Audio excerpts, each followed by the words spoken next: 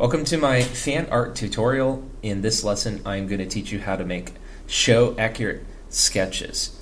So if you're anything like me or pretty much anyone I know, you're going to look at artwork like this and think, yeah, I am never going to be able to do something like that in my entire life. And the fact is that's just not true. I will teach you how to do this. And how do I know it will work? Because it worked for me and it worked for my daughter, who has also done some amazing pony art herself. So, here's step one. First, draw a couple circles. Next, draw everything else. And yeah, okay, I'm just kidding. Here's how you actually do it. The first thing you want to do is find a screen capture or another piece of artwork that you can pull from. Just be careful to source your artwork. That's very important. Here's a very cute cadence that I found in one of the episodes. So I grabbed that. I had to make it a lot larger. I'm going to lower the opacity of the layer so that you can see through it. That makes your lines more easy to see. Always draw your lines in a different layer. Very, very important. And then for the most part, you just sketch it. So you don't really need to exert a lot of personal creativity here. You can. It's a good thing to do, but you don't have to. The key here is to become comfortable with the style. Just by drawing the lines the way they did it, you're going to learn a lot. I know I did.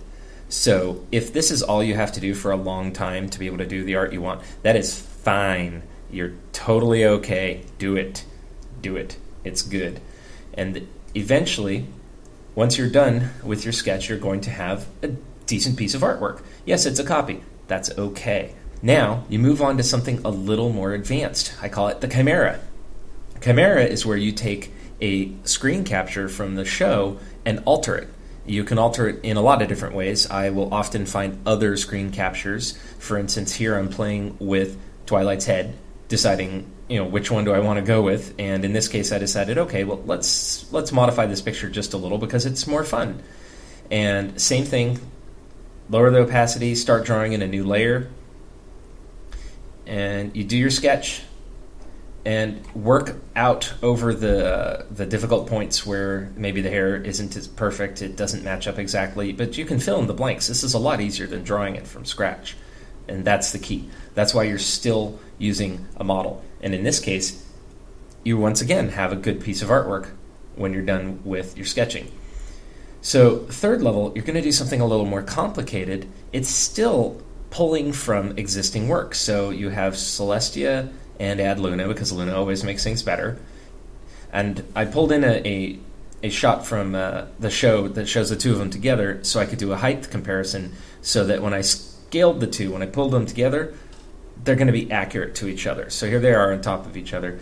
And in this case, same setup, you're going to do the opacity, you're going to do a line layer, and you're going to start drawing. Now I got a lot more creative with the lines on this one because I wanted her to be looking a different way. I thought that the hair would be angled a little differently and that sort of thing, and that's fine because this is where you start to apply your own creative input into the process, which is exactly what you want. So maybe it takes you a while to get to that point. That's fine. No big deal. Eventually, and it may take some time, but again, going with some kind of guide is much better than doing it all freehand, which nobody's able to do that immediately. This is something that takes a little bit of time and practice.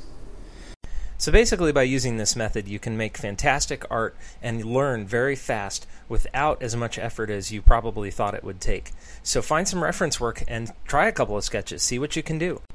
And make sure you watch for my next video where I teach you how to take your rough sketches and turn them into smooth vector art, which gives you all kinds of new possibilities.